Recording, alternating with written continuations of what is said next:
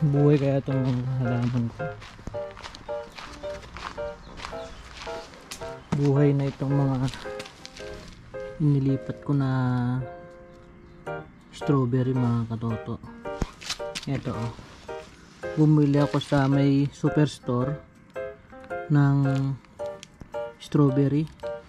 Matagal ko nang gustong magkaroon ng halaman na strawberry para sa summer may nagbubunga.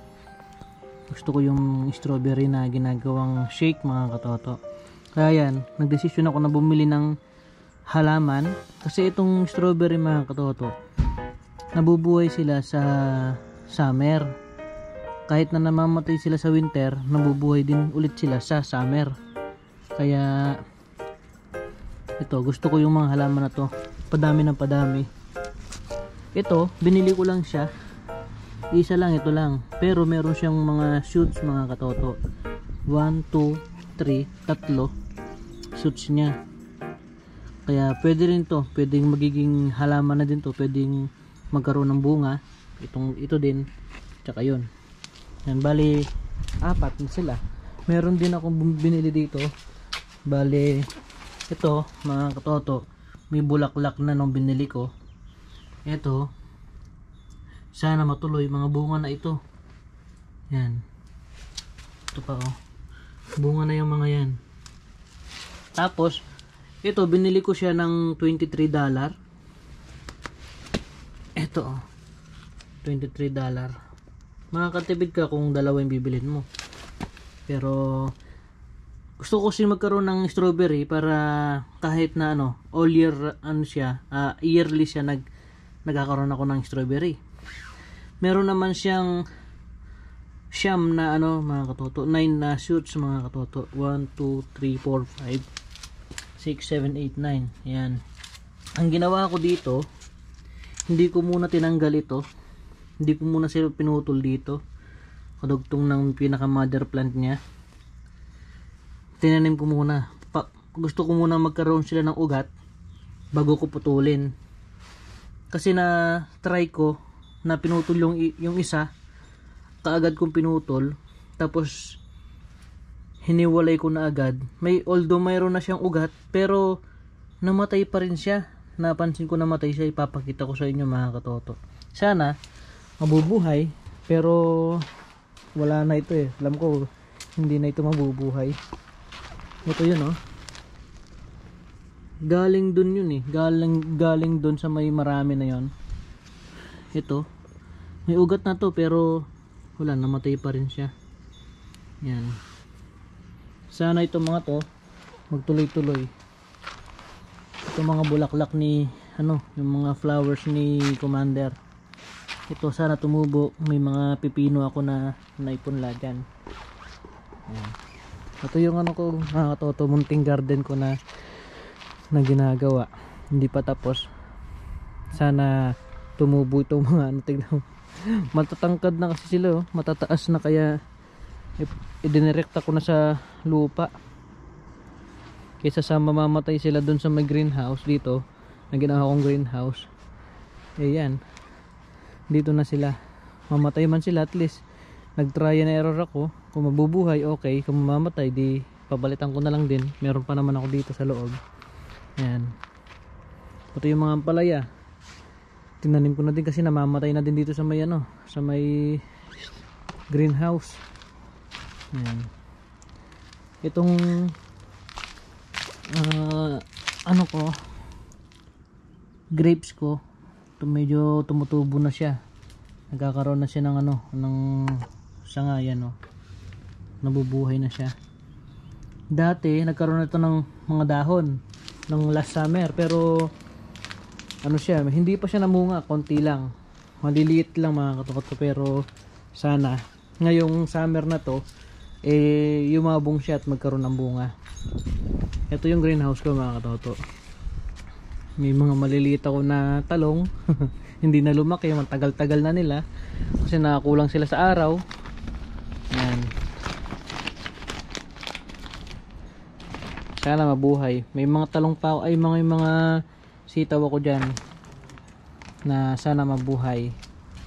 Yung mga okra doon, tsaka sili. Ayan. Na ano yung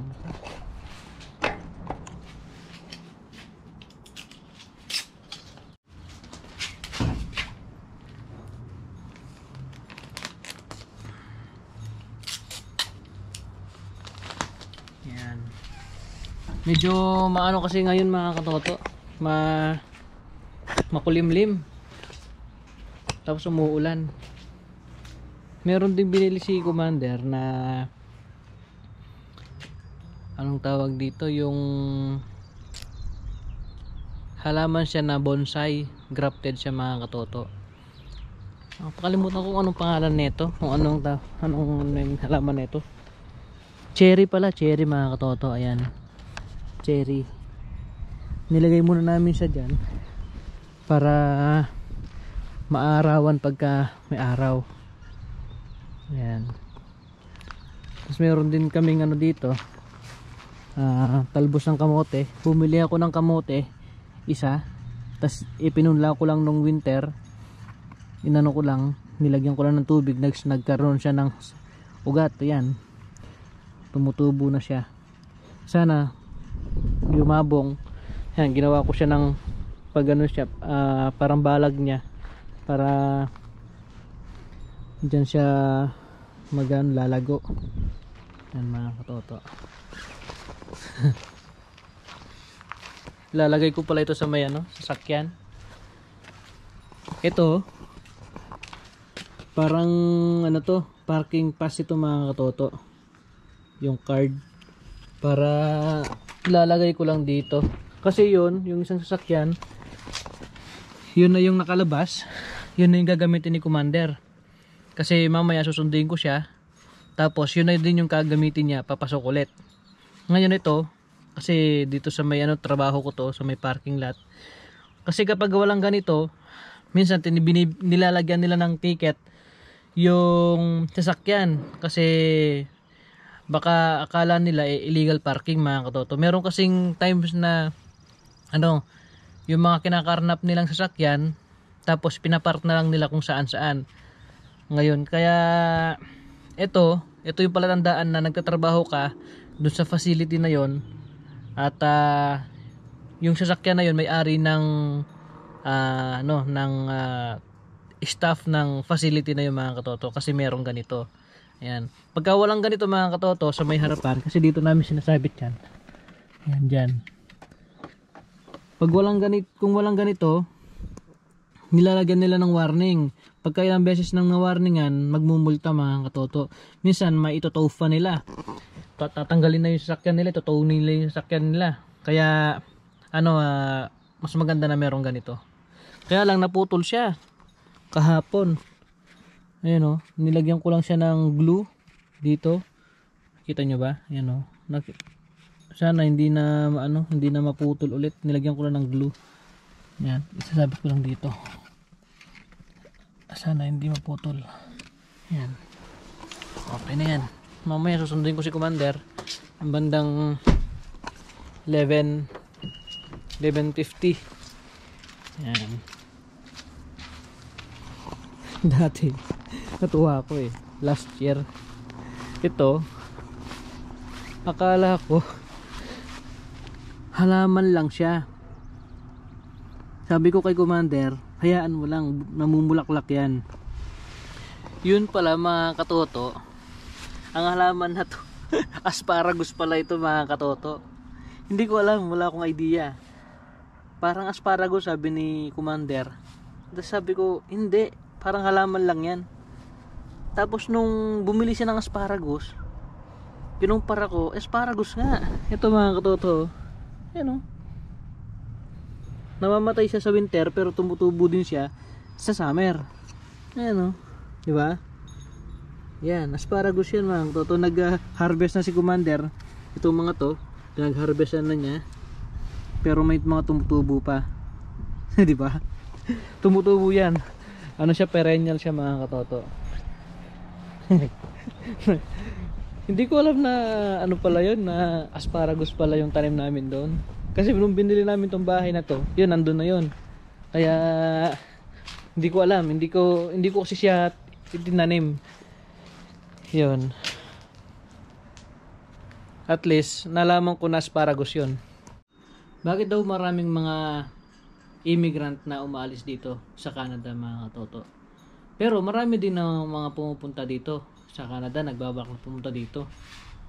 Tapos meron nag-comment doon sa may isa kong video na yung sa hindi na worth it yung mag-Canada. Sabi niya hindi na daw worth it kasi mataas na daw yung cost of living. Tapos umuwi siya ng Pilipinas, mga katoto.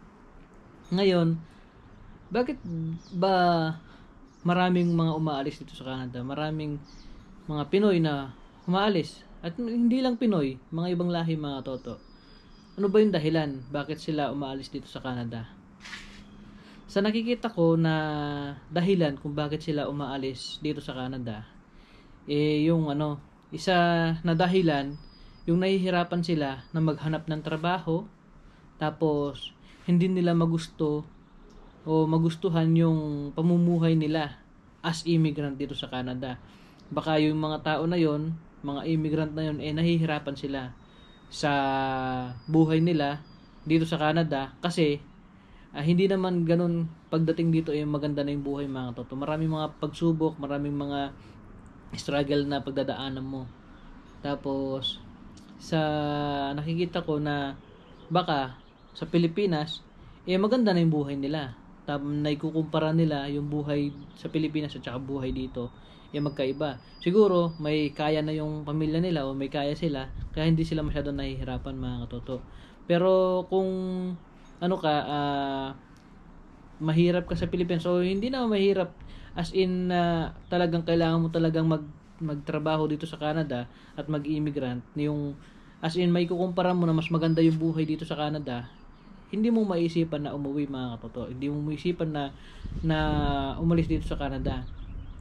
Yung mga nahihirapan yan, mga kadalasan na nababalitaan ko, yung mga student, international student na akala nila yung magandang mag-aral dito. Magandang mag-aral, pero yung gastos, mga katoto, yun yung lagi ko sinasabi na dapat pag-isipan muna bago pumunta dito sa Canada, yung mga gastos. Hindi porket nasabing Canada, gaganda na yung buhay mo. Maraming pagsubok, mga katoto. Tapos yung mga iba siguro umaalis sila dito kasi yung pamilya nila hindi nila maidala dito, hindi nila makuha dito, mga katoto. Meron kasing ganyan na hindi nila makuha yung mga pamilya nila galing Pilipinas sa punta dito. Kaya nagde-decide na sila na umuwi na lang sila ng Pilipinas para makasama nila yung pamilya nila. Doon na lang sila magtrabaho at doon na lang sila maghanap buhay para at least nakakasama pa nila yung pamilya nila. Yun yung nakikita kong dahilan, mga katoto. Tapos nakikita kong dahilan kasi mataas na daw yung cost of living, mataas na yung renta, yung pagtatrabaho mo napupunta lang sa renta ng bahay, napupunta lang sa mortgage ng bahay, sa mga sasakyan, sa mga bills na araw-araw, mga katoto, yung buwan-buwan na bills mo, doon lang daw napupunta. Kaya yung mga iba umaalis, yung iba lumilipat ng ibang bansa, mga katoto. Tsaka isa pa rin yung weather siguro, kasi ilang buwan yung malamig dito, hindi mo talaga ma-enjoy yung labas. Hindi katulad sa Pilipinas na kahit mainit pwede kang lumabas, marami kang magagawa, mga katoto. Dito kasi sa Canada, ilang buwan yung winter, halos mag-uumpisa yan ng sabihin mo na September malamig na, October yan nagsisimula na yung mag-snow, September, October, November, December, January, February, March, 5 buwan, mga katoto, maraming snow yan. Halos wala kang magawa, nasa loob ka na ng bahay after mo ng trabaho. Yung March, April, May, ngayon May na to, medyo ganito pa yung panahon, hindi mo pa ma-enjoy talaga yung panahon sa labas kasi may tendency na lalamig, may tendency na uulan, bababa yung temperature, yan. Kaya halos September to May, wala kang magagawa, mga katoto. Halos yung mga tao nasa loob lang ng bahay. Ilang buwan din yun? September, October, November, December, January, February, March, April, May. Halos 9 months, mga katoto.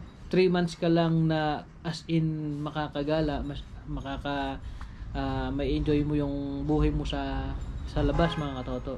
Yun yung nakikita ko na dahilan kung bakit umaalis sila dito sa Canada. Marami din naman mga tao na nagbabalak pumunta dito mga katoto. Gusto nilang i-try yung buhay dito. Gusto nilang makipagsapalaran dito sa Canada para sa pamilya, para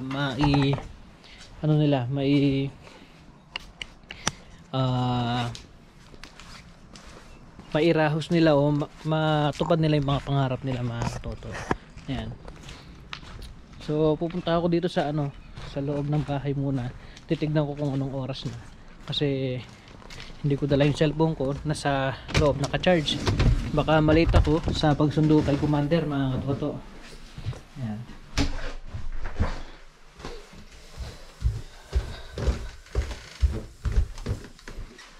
Ayan. Naka-charge kasi yung cellphone ko. 28. Ayun mga katoto, tuloy natin yung usapan natin na bakit maraming humaalis dito sa Canada, marami ding namang nagbabalak pumunta dito sa Canada. Ayun mga katoto, yung marami kasing dahilan, kanya-kanyang dahilan mga katoto na nahihirapan sila dito. Meron din naman mga Pilipino na hindi naman na naisip na umalis dito kasi maganda yung nila, komportable sila sa Canada, komportable sila sa trabaho nila. Yun nga, sabi nila walang lugar na katumbas ng lugar mo talaga sa Pilipinas, kasi dito kahit na permanent residence ka na, mararamdaman mo pa rin na na dayuhan ka mga katoto, kasi syempre di mo naman sariling bayan to, di ba? Kaya yun, yung mga iba hindi sila masaya na yung pamumuhay nila dito sa Canada, kaya umaalis sila. Hindi na sila masaya, hindi na sila kontento sa sinasahod nila, tapos hindi nila nakakasama yung pamilya nila, nahihirapan sila sa trabaho, baka wala silang naiipon, ganyan, puro utang, ganun yung mga dahilan mga katoto. Tapos yung mga iba re-retired sa Pilipinas, ganyan. Pero marami pa rin naman mga Pilipino na gustong pumunta dito, makipagsapalaran mga katoto. Kaya ayun, ang masasabi ko lamang, kung saan ka komportable, kung saan mo gustong manirahan, choice mo naman yan mga katoto. Kung saan ikasasaya ng buhay mo, doon ka. Kung doon yung pamilya mo at masaya ka sa Pilipinas, edi doon ka. Kasi choice naman yung tao yan mga katoto Yung iba, choice nila na pumunta dito para itry. Yung iba, gusto nilang umuwi na ng Pilipinas kasi na-try na nila dito. Ganun lang yun mga katoto. Iba-iba naman yung pamumuhay ng tao. Kaya ang masasabi ko lamang, hanapin mo kung ano yung oportunidad para sa'yo. Hanapin mo kung saan ka masaya. Hanapin mo kung saan yung komportable kang gawin. Yun mga katoto. Sana mag-iingat po kayo lagi dyan. At please subscribe naman po sa aming YouTube channel, RPTV.